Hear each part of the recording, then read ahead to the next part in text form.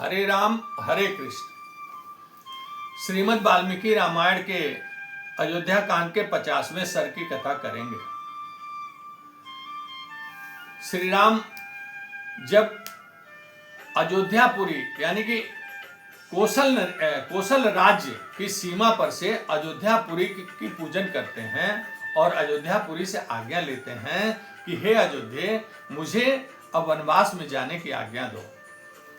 उसके पश्चात जब वो वहां से कोसल राज्य के तमाम गांववासी उनके चारों तरफ इर्द गिर्द जब इकट्ठे हो जाते हैं और सब लोग रो रहे हैं, तो उनको अपनी दाहिनी भुजा उठा करके सबको सांत्वना देते हुए, सबको समझाते हुए वो कहते हैं कि आप लोगों ने मेरे ऊपर दया दिखाई, इसके लिए मैं आभारी हूँ और सब लोग आप जाइए, अपना काम कीजिए। और श्री राम रथ द्वारा वहां से अब कोसलपुरी की सीमा से बाहर होकर के चल देते हैं। कोसलपुरी की सीमा का वाल्मीकि जी ने वर्णन किया है कि जब कोसलपुरी राज्य से जब गुजर रहे थे श्री राम, तो चारों तरफ जब वो दिखाई देता था हरियाली, अच्छे अच्छे खेत, बाग, वन, उद्यान, फल फूलों से लदे हुए उद्यान दिखाई दे रहे थे। चारों तरफ सुंदर सुंदर वन दिखाई दे रहे थे। यहाँ तक कि गांव की सीमाओं तक जो हरियाली वाले खेत दिखाई दे रहे थे, धन धान से भरपूर वो पूरी सीमा दिखाई दे रही थी। वाल्मीकि जी लिखते हैं कि बहुत सुंदर सुंदर आम के बाग और आम के वन दिखाई दे रहे हैं। चारों तरफ जिधर देखो उधर आम ही आम दिखाई दे रहा है। कोसल राज्य जो है बहुत धन धान्य से संपूर्ण है। जगह जगह मीठे जल के जलाशय वहां दिखाई दे रहे हैं।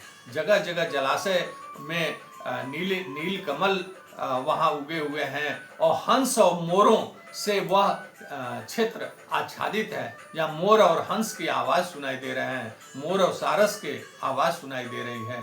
ऐसे धन धान्य से भरपूर कोसल राज्य को छोड़ करके जब आगे बढ़ते हैं श्री राम, तो वह भी अगला राज्य भी बहुत ही समृद्ध राज्य है, जिसमें चारों तरफ सुंदर सुंदर उद्यान दिखाई दे रहे हैं, फल फूल फुलवारी दिखाई दे रही है और चारों तरफ हरियाली दिखाई दे रही है और धन धान से संपूर्ण भरा हुआ वह राज्य है, जिससे वह आगे बढ़ रहे हैं। और आगे बढ़ते बढ़ते तब तक उनको गंगा जी दिखाई देती हैं, यानी कि वह सिंगबेरपुर पहुंच जाते हैं और गंगा जी को देख करके श्री राम आह्लादित होते हैं। और वहां पे गंगा जी के दोनों तटों पे जो वन है, बहुत गहरे वन हैं और उन सघन वनों में से गजराज के यानी कि हाथियों की आवाज सुनाई दे रही है। उन वनों में गजराज और अच्छे उत्तम प्रकार के प्रजाति के गजराज उसमें हैं और चारों तरफ उनके हाथियों की झुंड की आवाज सुनाई दे रही है। गंगा जी को जब वो देखते हैं श्री राम, तो चारों तरफ गंगा जी का सेवार रहित एकदम स्वच्छ जल, मणि के समान स्वच्छ जल दिखाई देता है और कलकल करते हुए। और कहीं कहीं तो गंगा जी पत्थरों से जहां टकरा रही हैं वहां से आवाज आ रही है, वह नाद हो रहा है और कहीं कहीं से तो मृदंग जैसी आवाज आ रही है और कहीं कहीं से भयंकर नाद की आवाज सुनाई दे रही है उस गंगा जी के जल के प्रवाहित होने के कारण। गंगा जी की जल कहीं कहीं वहां मुड़ा हुआ जहां है, तो आगे बालू का कछार दिखाई दे रहा है, बालू का राशि दिखाई दे रही है। जगह जगह पे बालू की ढेर सारी राशि दिखाई दे रही है, सफेद बालू दिख रहे हैं। इसके साथ साथ जहां जहां गंगा जी के किनारे जहां जल राशि रुकी हुई है, जहां तेज प्रवाह नहीं है, कम प्रवाह है, उन स्थानों पे कमल, उत्पल, कुमुद इस तरह के कमल पाए जाते हैं। कमल, लाल कमल, नील कमल भी वहां कहीं कहीं दिखाई दे रहे हैं। यहाँ तक कि उत्पल माने सफेद कमल और कुमुद भी दिखाई दे रहे हैं। ऐसी गंगा जी जो सबको निर्मल करने वाली, पाप को धोने वाली, मल राशि को दूर करने वाली, ऐसी गंगा जी को देख करके श्री राम जी कहते हैं कि सारथी सूत सुमंत्र, अब हम आज यहीं रुकेंगे, यहीं विश्राम करेंगे।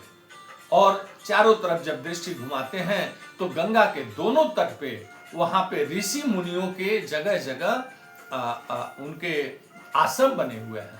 देवताओं के आश्रम है, देवताओं की क्रीड़ा स्थली है, देवताओं ने अपने लिए उद्यान बना रखे हैं।